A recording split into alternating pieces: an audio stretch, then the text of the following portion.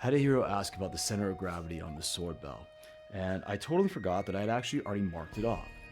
So what is the center of gravity on a sword? It is that point on a sword where if we were kind of hold it, it balances itself.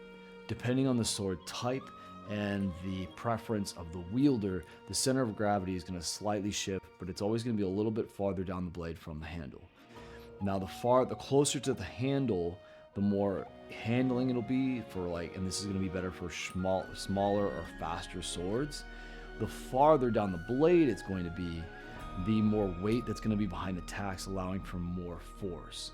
A typical smaller sword, in my research, the center of gravity should be about 2 to 3 inches away from the guard, where your larger swords, meant for kind of real smashing and hitting, is going to be about 5 to 7 inches.